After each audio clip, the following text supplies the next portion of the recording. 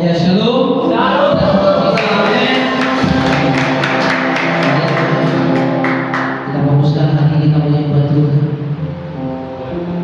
Kami rindu Tuhan hadirat-Mu Bapa. Kami rindu di bait-Mu Tuhan. Ini kami anak-anak datang kepada-Mu Tuhan. Lawan setiap kami Tuhan. Kami rindu hadirat-Mu Tuhan. Terima kasih Yesus.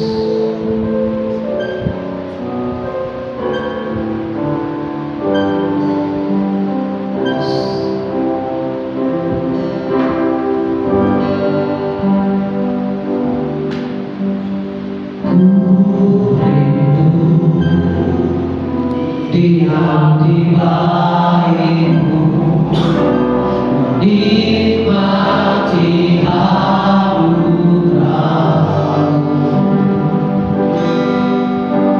Di hadirat-Mu, bahagiaku penuh, Yesusku, Kau kerinduanku, katakan menyembah-Mu,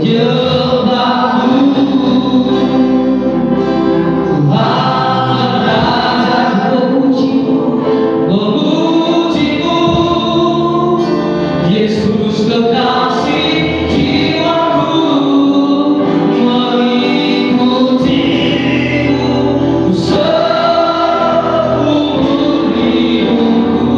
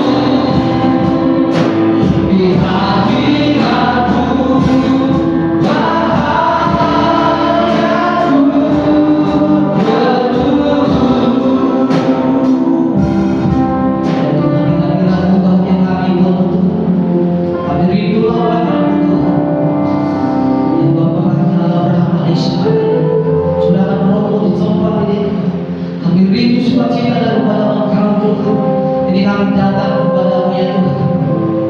Ini kami anak-anak-Mu yang sering jatuh, ampuni kami Tuhan. Kami akui segala kesalahan, dosa, pelanggaran kami Bapa. Sucikan kami dan kuduskan kami. Biar kami datang dalam segala kerendahan kami Tuhan, dalam segala kekurangan kami Tuhan, untuk menyembah Kau Tuhan. Kami datang kepada-Mu Tuhan, karena kami perlu Engkau Bapa. Dan kami mau mencintai Engkau Tuhan lebih dalam lagi Bapa. Ada yang baik bertanda Engkau dalam ibadah ini Tuhan. Biarlah kami yang datang dalam segala beban kami, pergumulan kami pulang dengan sukacita Tuhan. Engkau mengurapi ibadah ini mulai awal Tuhan hingga akhir Bapa. Dan pujilah Engkau Bapa, kami mau bersukacita dan menikmati hadirat-Mu di dalam nama Tuhan Yesus. Haleluya.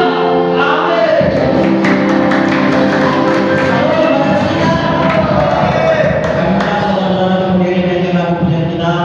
Suka-suka Tuhan.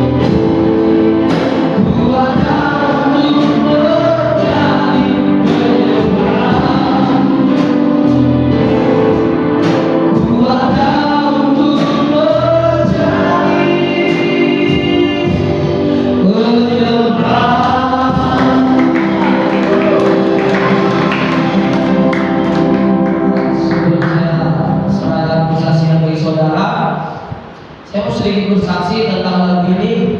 Lagu ini sangat berkesan bagi saya pribadi.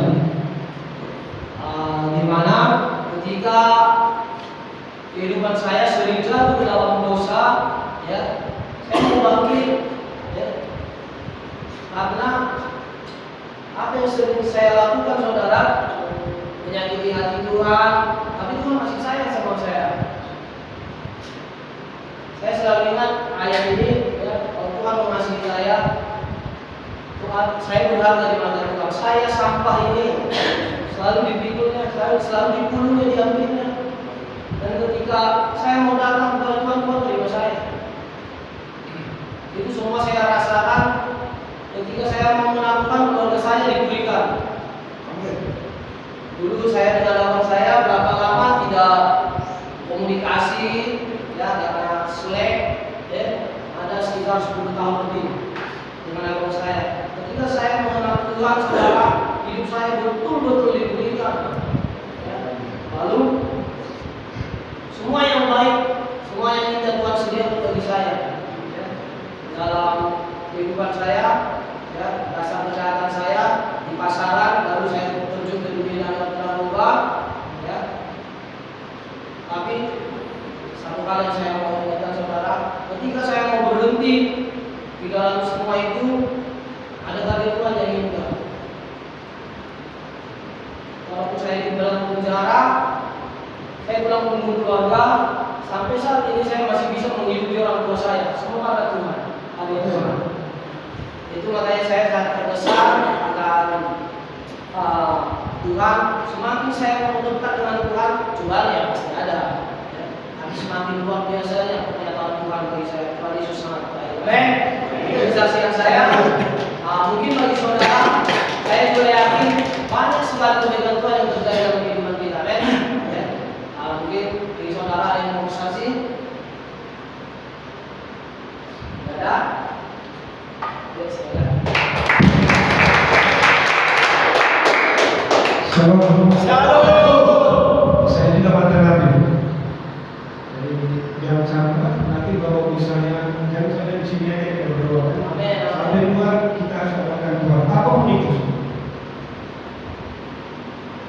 Saya di dulu banyak kasus yang saya pernah kayak selalu. Awal saya kemarin baru masuk juga. Ada kan si Anto sama Yanto. Oh dia masuk ke dalam. Kemarin saya ngurus di rutan. Kemarin udah ayo saya ajak mereka. Ayo kita berdoa. Orang itu selalu sepelekan itu bilang kan ingat nggak waktu di penjara. Kalau yang doa terus semua nanti kita di masa penjara, nanti kita melayani. Oh ya. Begitu sampai di luar, saya ajak mereka ke gereja. Orang bilang boleh kasih untuk minum, berdoa, apa segala macam. Kemarin mereka minta kerja sama saya. Saya dekati ke PT saya, kerja di PT Bali. Saya masuk PT Bali, ada. Telepon mereka, ayo sini Pak. Mau bikin ini, ya udah kau langsung bikin itu. Ada rumah saya di sini. Telepon, nggak mau mereka. Dengan kabar mereka berdua orang lagi masuk lagi. Mana kalian? Makanya kalian dari penjara kemarin bulan itu kita harus bayar. Saya ujung-ujung masuk lagi. Ya saya harap kalau di sini semua, ya nanti kalau keluar dari sini, ya kita harus tetap berdoa. Percaya sama Tuhan. Apapun masalah itu, pokoknya kita akan adalah Tuhan. Pasti ada di dalam Tuhan. Ya contohnya saya banyak kasus di luar sana. Banyak kasus saya. Apalagi kami kerja di PT baru yang ya sama-sama orang saya juga karena menghadapi suku-suku lain karena menghadapi. Tapi kalau kita di situ kita bawa kehadiran, bawa nama Tuhan, semuanya baik-baik saja. Ya. Kalau orang mau bunuh nih, kalau orang timur sama timur, PT baik saya di belakang jaga saya mau jaga lahan di PT baik saya. Tapi itulah kita kalau melakukan Tuhan kita sebut nama Tuhan, kalau mati aja pasti orang itu istilahnya damai yang kita itu kuasa yang kita.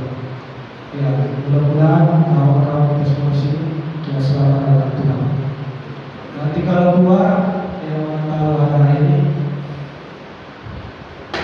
Di PT banyak orang kalau mau kerja, seperti mau kerja itu aja lah dari saya.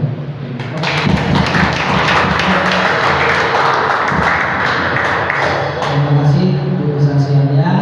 Luar biasa mengingatkan kita bukan hanya di dalam penjara kita berdua, bukan hanya di dalam penjara Tuhan Yesus baik, tapi di mana pun Tuhan Yesus baik dan kami amin. Kata pujian kita siapkan hati kita mendengar firman Tuhan. Kami tahu Tuhan cara untuk dalam kehidupan kami. Engkau ada di titik terendah kami, Bapa. Kami akan berbicara mencintai kami Tuhan. Terima kasih. Terima kasih. Kau baik.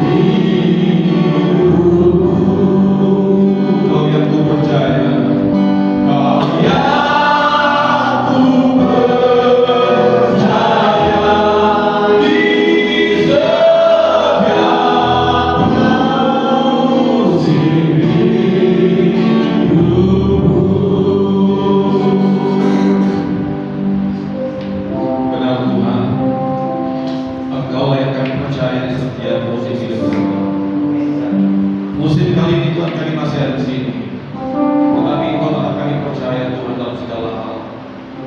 Ini adalah satu tempat di mana Engkau proses kami. Tetapi kami percaya Tuhan Engkau ada di sini, sebagaimana Engkau juga ada di luar sana dengan orang-orang pilihan-Mu Tuhan. Engkau juga ada di sini dengan orang-orang yang Engkau pilih ya Tuhan. Bapak terima kasih. Kami percaya Tuhan bahwa melalui ibadah, melalui kebenaran firman-Mu, melalui persekutuan dengan Engkau Tuhan, maka kehidupan kami yang ibadah dibuat kami dipulihkan. Dan Tuhan kami percaya bahwa Engkau akan membawa kami naik, bukan membawa kami turun, tetapi membawa kami tetap naik dan selalu naik di dalam kemuliaan-Mu Tuhan. Bapak terima kasih. Pada pagi hari ini kami membuka hati kami kembali untuk firman-Mu. Tuhan bersabda bagi kami. Kami mau menerima firman-Mu yang memerdekakan kami, yang menyembuhkan kami, yang memulihkan kami. Dalam nama Yesus kami berdoa. Haleluya. Semua saya katakan amin. Haleluya. Salam untuk saudara. Puji Tuhan, Tuhan baik bagi kita. Selama-lamanya Tuhan baik. Amin. Tuhan kita baik. Selama-lamanya Tuhan baik. Nah, pada saat itu saudara, saya rindu supaya kita bersuka cita karena Tuhan, bersuka cita karena kita beribadah. Karena ibadah itu kalau kita tahu mendatangkan keuntungan yang besar, firman Tuhan berkata. Jadi ada keuntungan dalam ibadah. Itu sebabnya saya rindu ketika saudara beribadah, saudara mendapatkan keuntungan. Karena yang firman Tuhan katakan, ya, sungguh agung rahasia ibadah kita. Dan ibadah itu karena keuntungan yang besar. Jadi keuntungan yang kecil, keuntungan yang besar. Nah, kita semua mendengar firman Tuhan yang saya ingin memberikan tema bagi kita, apa sih yang mustahil? Apa yang mustahil? Ya, apapun yang terjadi doa kita, katakan apa yang mustahil. Di sana saya tulis dia punya temanya bagi orang yang percaya. Itu aja. Bagi orang yang percaya.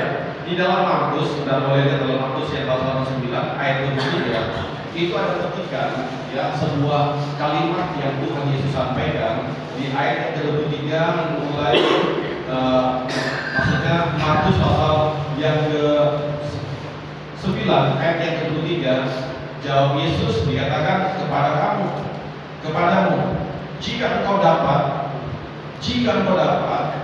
itu adalah tanda tanya. Tidak ada yang mustahil bagi orang yang percaya. Ini bagian-bagian yang saya ambil dari beberapa ayat tentang kata tidak ada yang mustahil. Dengan baik-baik saudara. Tuhan sendiri meyakinkan kepada kita bahwa bagi setiap orang yang percaya tidak ada yang mustahil. Katakan amin. Siapa yang percaya kata saudara? Saya ingin saudara katakan dengan baik-baik, tidak ada yang mustahil bagi orang yang percaya. Engkau berdoa apapun, tidak ada yang mustahil bagi orang yang percaya. Engkau berpikir tentang apapun, tidak ada yang mustahil bagi orang percaya. Tetapi yang percaya bagaimana dulu saudara? Kita melihat firman Tuhan di sini. Kita sudah melihat ayat tadi saudara mengatakan tentang ada sesuatu yang terjadi ketika ada orang yang bisu. Orang bisu itu dirasuki oleh setan. Di dalam Markus 9 ini dirasuki oleh setan sampai kadang-kadang setan membanting dia di tempat-tempat yang sangat berbahaya. Dan ketika orang bisu ini jatuh, mulutnya berbusa, dan dia udah bawa kepada murid-murid, nggak sembuh. Gimana caranya? Lalu saudara, waktu Yesus datang, dibawa pada Yesus. Ketika dibawa pada Yesus, apa yang terjadi saudara? Orang itu disembuhkan. Lalu orang bertanya, kenapa bisa seperti itu? Nah, Yesus bilang tidak ada yang mustahil bagi orang yang percaya. Saudara, percaya bukan sekedar menjadi orang Kristen. Kita menjadi orang Kristen, tidak semua orang Kristen yang benar-benar percaya kepada Tuhan. Karena kata percaya itu tidak ada satu keraguan. Satu titik keraguan adalah tidak sempurna. Sebuah keraguan tidak menjadikan itu sempurna. Apapun itu, kalau kita berbicara tentang iman itu berkurang. Alkitab mengatakan sebesar biji sesawi saja untuk bisa berkata pada gunung terpindah ke laut, tercampak ke laut, tercampak. Kenapa? Karena ketika Yesus berbicara tentang iman, Yesus berbicara tentang iman, Yesus berbicara tentang percaya. Percaya bagaimana? Waktu itu murid-murid juga pernah dengan Yesus, dan selalu dengan Yesus. Boleh dikatakan selama 3 tahun lebih dengan Yesus, mereka bersama-sama dengan Yesus. Tetapi itu tidak membantu mereka untuk percaya, karena Alkitab mengatakan Tuhan, kami mau tenggelam, kita mau binasa, engkau gak peduli. Lihat, mereka mengikuti Yesus selama bertahun-tahun, tetapi lihat, ketika mereka melihat perahu sudah mulai tenggelam, mereka bilang ini, Yesus bangun dong, engkau gak peduli kami mau binasa, mau tenggelam. Lalu Yesus mengharik angin itu dan ombak tenang, dan mereka sampai ke tujuan dengan selamat, dengan baik-baik, saudara, dengan baik-baik. Saya pernah mengatakan begini, saudara. Saya pernah mengatakan hal ini pada saudara-saudara. Contoh, ya, contoh hal seperti ini. Nah, ini bagus sekali, ya. Apa yang membedakan minuman satu ini dengan minuman satu ini? Ini mereknya apa ya? Sun. Bapak yang bagi video bisa coba sini? Iya, Anda. Oke. Nama. Waduh, namanya Daniel, keren loh. Bener. Saya kalau suruh ganti nama saya mau nama Daniel keren. Pak Selamat atas nama Daniel. Oke. Coba periksa dulu Pak. Ini satu bukan? Dua-dua satu. Dari satu kotak yang sama nggak? Oke, yang percaya satu kotak yang sama. Apa yang membedakan?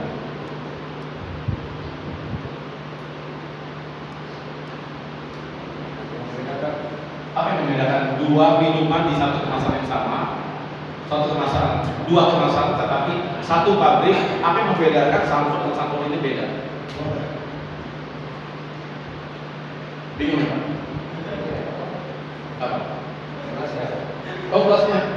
Kalau gelasnya kayaknya sama deh. Dengan itu juga sama. Nah, apa yang beda? Mulai yuk, lihat sebentar, perhatikan, tatap mata. Apa yang berbeda? Serinya enggak ada seri di situ, itu semua sama. Seri yang beda hanya kotak, tapi kalau minuman sama. Apa yang beda? Kalau bingung, nyerah. Oke, nyerah.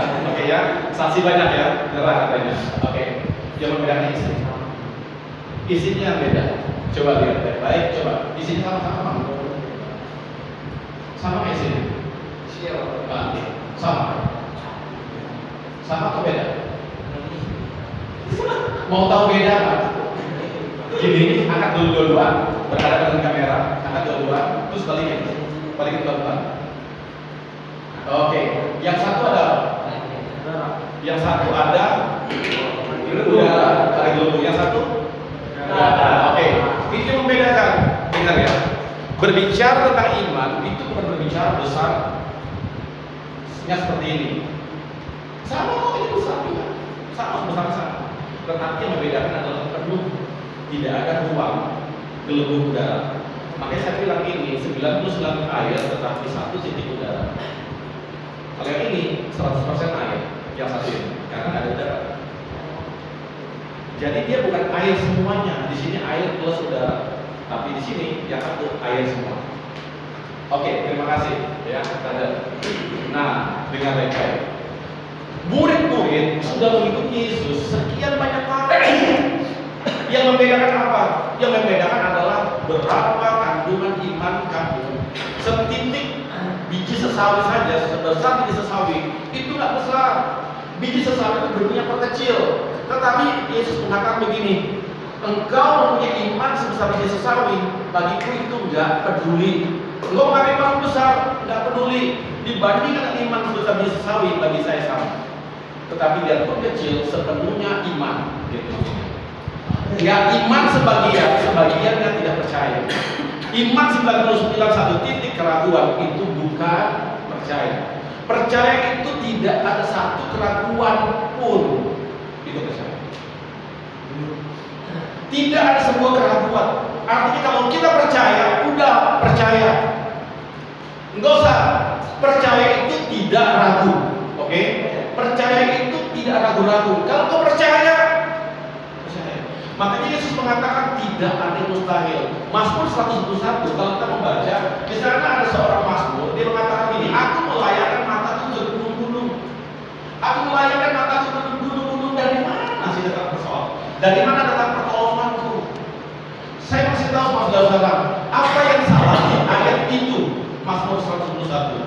Apa yang salah di ayat pertama? Ketika dibilang ini, aku melayakkan mataku ke gunung-gunung, lalu anak kalimat dan satu kata itu dia katakan, dari mana datangnya pertolonganku? Apa yang salah di ayat ini?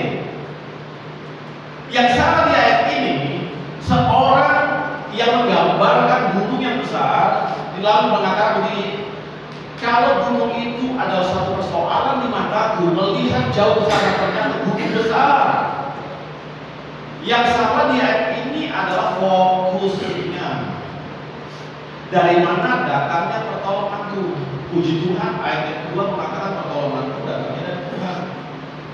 Kalau aku punya fokus yang benar, fokus kita yang harus dibenarin dulu. Perbaiki fokus Anda akan dihentak pada fokus itu. Perbaiki fokus Anda. Karena apa? Karena fokus Anda akan mengantarkan Anda ke sana. Apa yang kau percaya? Kalau engkau percaya pada Yesus 99%, tetapi ada satu titik keraguan. Dengar ya. Susu sebelah akan dirusak oleh nilai setitik. Gak penting besarnya, gak penting murninya, tetapi kalau ada satu ragi racun, ada satu ragi adalah satu titik racun, itu sangat berbahaya bagi kemurnian. Artinya gini, saudara, ternyata pemazmur ingin kita melihat di bagian selanjutnya. Yuk ubah fokus kita, jangan lihat masalah sekarang. Sekarang kita boleh beli, itu bagi-bagi lagi. Pengen besok pagi cepat, ini pulang pagi lagi, selesai dengan rumah. Betul nggak? Kalau paginya mau cepat, udah ketip patah pagi, ketip patah pagi, berapa banyak kali ketip patah kita untuk hitung tahun. Pagi, udah gitu aja. Karena apa? Ingin cepat luar sana. Tetapi dengan saudara, kita ada di sini, percaya atau tidak saudara yang mengalami fokusnya ada di sini. Gitu. Fokus kita adalah satu kesempatan yang Tuhan berikan untuk saat ini, untuk sebuah perubahan besar ketika kita keluar nanti. Dan untuk apa? Ketika ada satu perubahan besar, dampak yang kita buat di sana.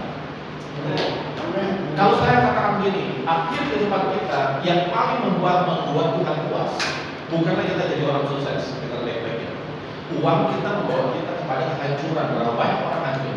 Lalu ada banyak orang mau operasi plastik supaya kelihatan ganteng dan cantik. Sekarang lagi operasi plastik banyak. Korea contohnya, laki-laki sana banyak operasi plastik. Ya kan? Makanya kalau orang Korea itu lewat begini, bedanya orang Yunani, orang Palestina sama orang Korea bedanya begini. Kalau 8 cewek Korea lewat, satu orang yang dioperasi, 7 dioperasi gitu. Nah kalau orang Palestina bilang begini, 7 orang Palestina lewat, 7 wanita lewat, 8 yang cantik gitu. Karena mereka memang alami yang cantik gitu. Makanya 7 yang lewat, 8 yang cantik. Kalau orang Korea, 8 yang lewat, 1 yang dioperasi. Semua mereka dioperasi, kebanyakan dioperasi. Karena mereka takut dengan bully jelek. Apalagi artis, jelek berdiri dia. Mereka itu banyak yang dipotong rahangnya, kalau udah segi 4 potong supaya apa?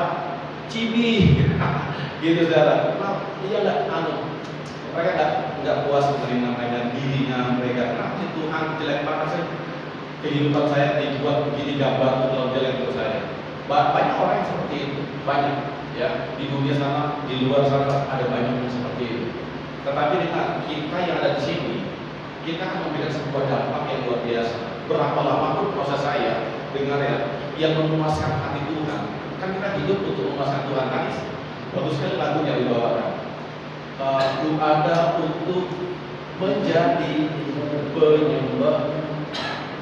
Memang itu tujuannya. Aku tercipta, dilahirkan bukan untuk kepuasan bapak mamaku, tetapi aku ada karena memang mungkin saudara tidak ada orang dilahirkan karena pilihan orang tua. Enggak ada. Aku mau anakku nanti rambutnya itu keriting, badannya tegak, wah jadi orang kaya, warna kulitnya putih, nggak ada. Kita lahir bukan karena pilihan orang tua. Aduh udah hamil, aduh. Orang tua hanya tahu kayak gitu, kamu hamil ya? Hamil. Tetapi dia nggak pernah memilih kita.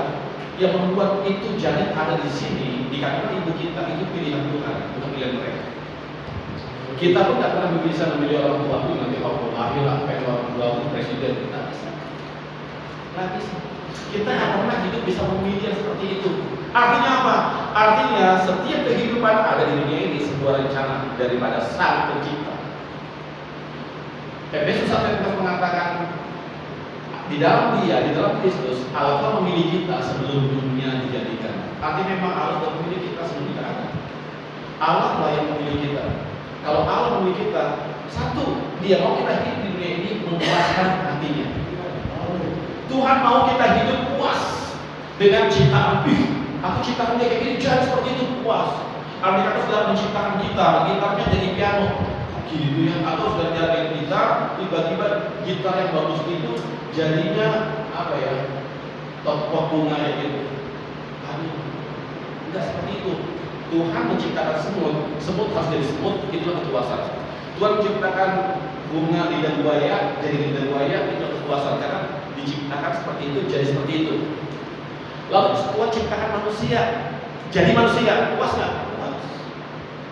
Begitu juga saudara, ketika kita ada, ingat ya Tuhan telah menciptakan kita untuk kepuasannya jadi seperti apa?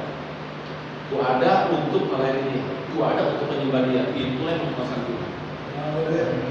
Kalau kita mengerti fokus ini, fokus itu yang membawa kita ke arah itu. Jadi apapun yang menjadi fokus kita, fokus itu yang akan membawa kita ke sana. Itu sebabnya Mazmur pasal 111, aku melayang mata ke gunung-gunung, dari mana datang pertolongan? Dia langsung ubah fokusnya, pertolonganku datang dari Tuhan. Ubah fokus kita tentang siapa diri kita, tentang kenapa aku ada, kenapa aku dilahirkan, kenapa aku di dunia ini. Ubah fokus kita. Kenapa aku di penjara sini? Di sini aku ada. Nggak usah di sini. Ubah fokus kita. Kita ada untuk sebuah rencana Tuhan. Amin. Ubah fokus. Kemudian kita katakan ubah fokus. Karena fokus kita membawa kita kemana? Fokus kita akan membuat kita sampai pada sebuah fokus yang sama. Situ arah kita, situ terus. Nah, saya ingin saudara lihat contoh yang berikut saudara. Fokus kita mengarahkan kita pada hal apa? Alat ini adalah alat yang sangat kecil, namanya HP. Di situ ada handphone. HP itu kecil, saudara, kecil kan? Handphone itu kecil. Siapa di sini akan pakai handphone? Ada? Nggak ada, semua kita pernah pakai handphone dan punya handphone. Setuju nggak? Setuju ya. Jadi handphone itu alat yang kecil loh, kecil banget. Oke? Nah, kita bisa dompetin, kita bisa kantongin, kita bawa kemana-mana, tetapi fokus Anda kepada sebuah benda kecil itu akan membawa Anda membuka sesuatu apa yang ada sana. Facebook, kenapa fokusnya? Apalagi begitu buka Google, sudah sampai kamu.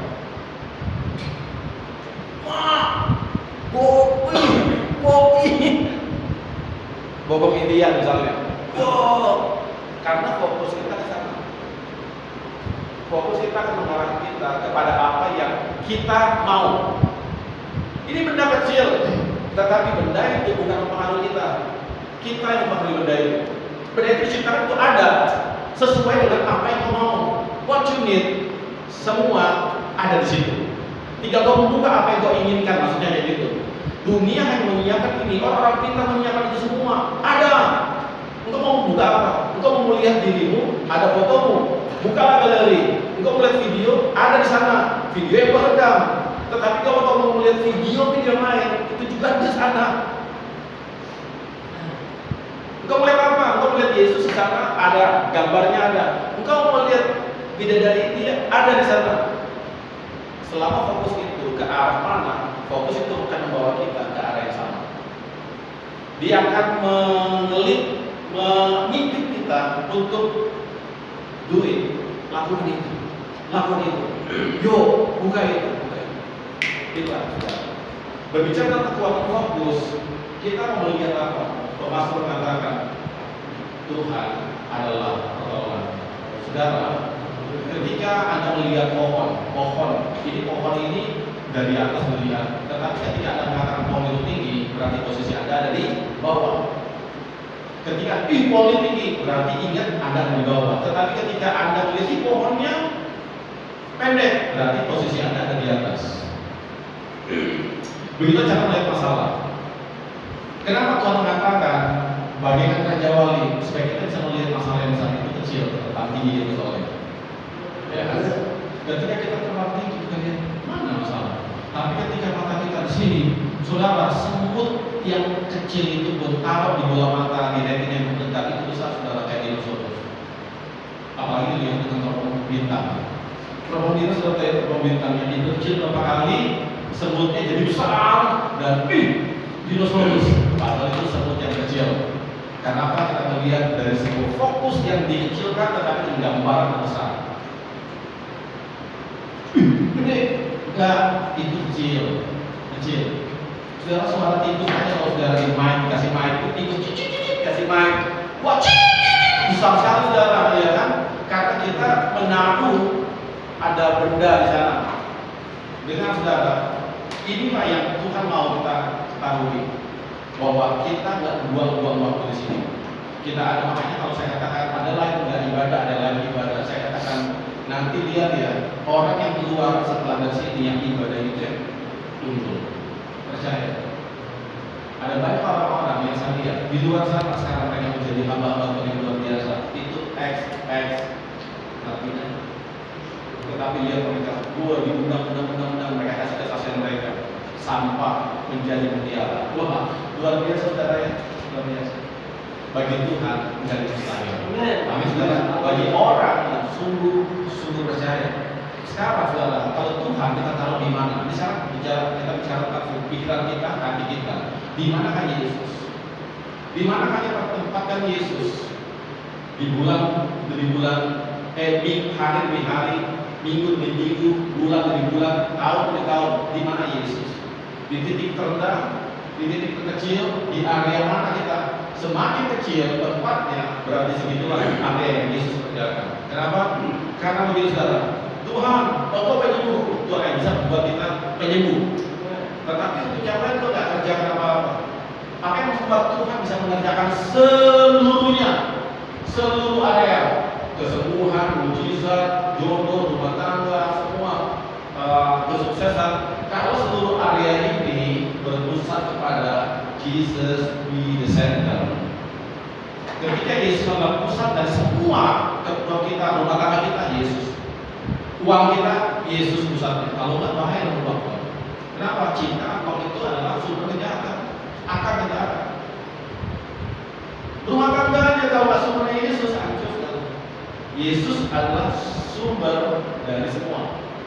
Jadi Yesus harus menjadi apa? Fokus di center. Ternyata Yesus bukan di bagian terkecil sini, tetapi Yesus di bagian terbesar dan Dia mensuplai semua apa yang menjadi kebutuhan kita, bukan fokus kita. Satu fokus kita, Yesus. Kalau kita berfokus pada Yesus, rumah tangga Yesus, berkat kita dapat Yesus.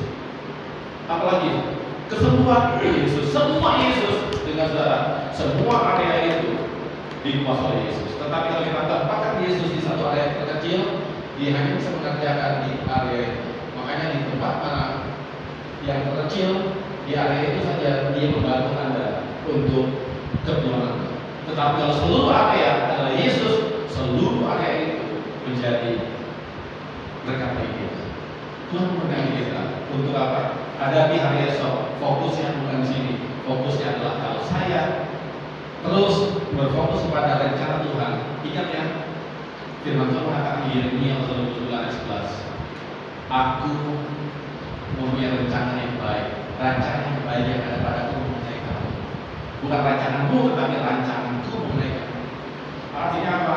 Rencana Tuhan selalu baik bagi kita. Kenapa? Itu ada di hati Tuhan. Tuhan memberkati kita. Mari kita berdoa.